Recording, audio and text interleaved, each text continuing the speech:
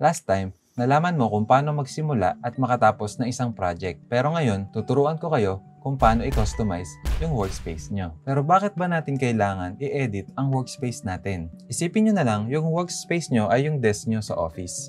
Inaayos natin to kung ano yung trip natin na gawin sa desk natin. Kung gusto mo maglagay ng lamp or gusto mo maglagay ng decors, nasa sayo na yon. Mapapabilis din ito ang trabaho mo dahil kabisado mo na yung space mo. So, simulan na natin.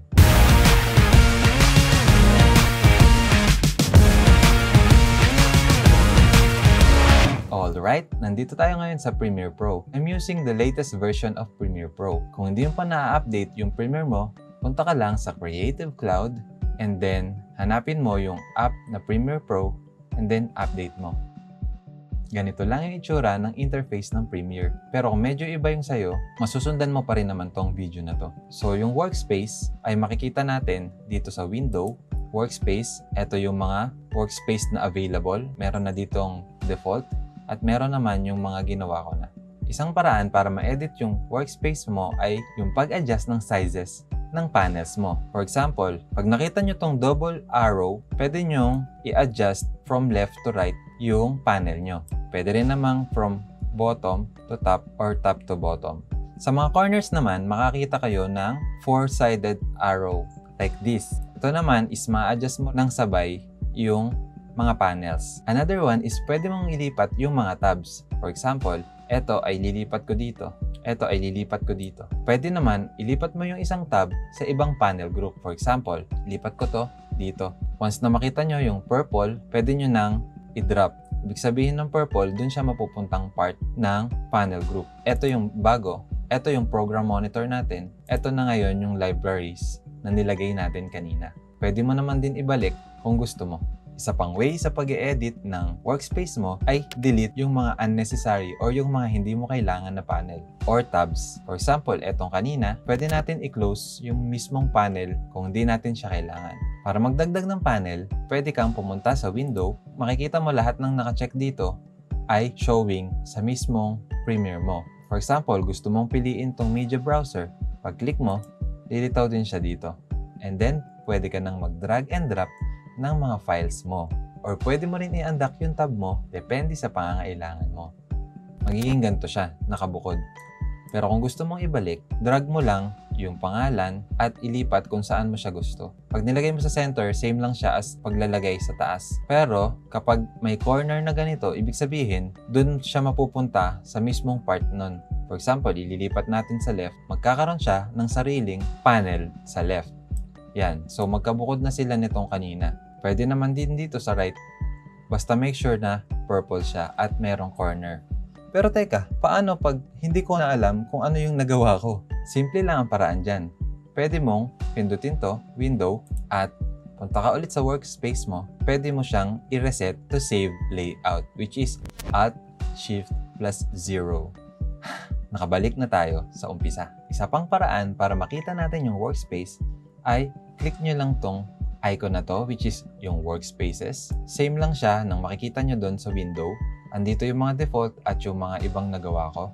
Pwede nyo i-click yung show workspace label para lumitaw yung label niya dito sa tabi ng workspace. Pwede rin yung i-show yung workspace tab.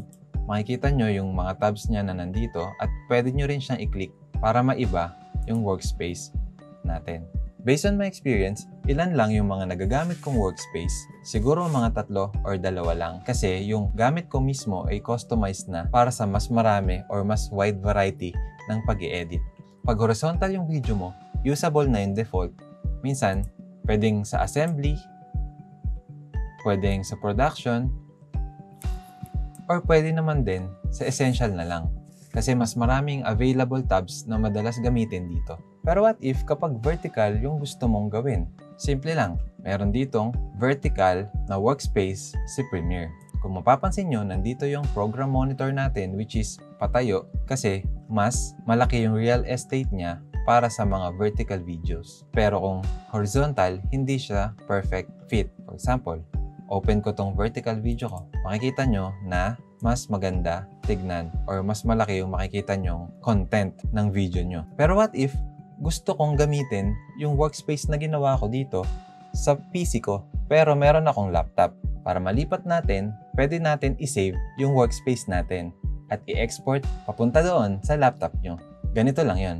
Punta ka lang sa workspace, pwede mong i-save as new workspace yung ginawa mong workspace. Pangalanan mo lang and go to your local drive,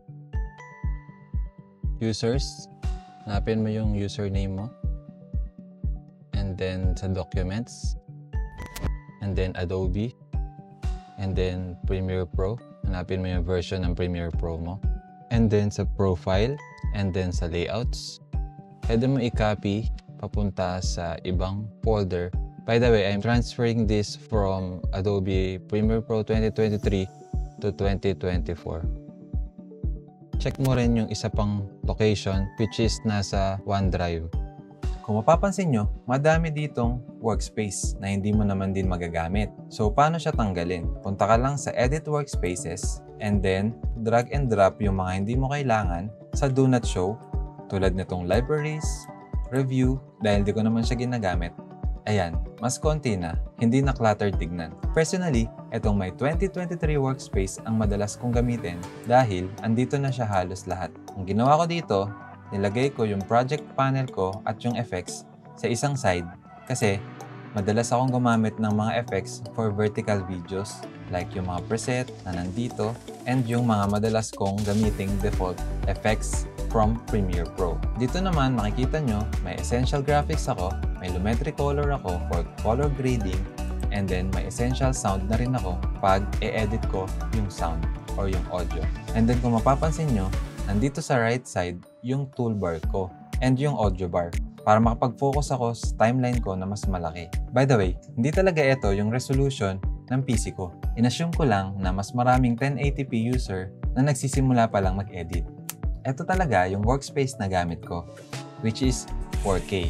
If you'd like to get my custom workspace, just comment down below. Ang pinaka-tip ko lang is lagay nyo lang ang mga kailangan yung panels at yung mga tabs para mas mapabilis ang pag-edit nyo. Like for example, makikita nyo na nandito yung program monitor ko and then pag nag-double click ako ng footage ko, makikita nyo na nandito sa kabilang side yung source which is yung original file. So pwede kong i-adjust depende kung ano yung pangangailangan ko.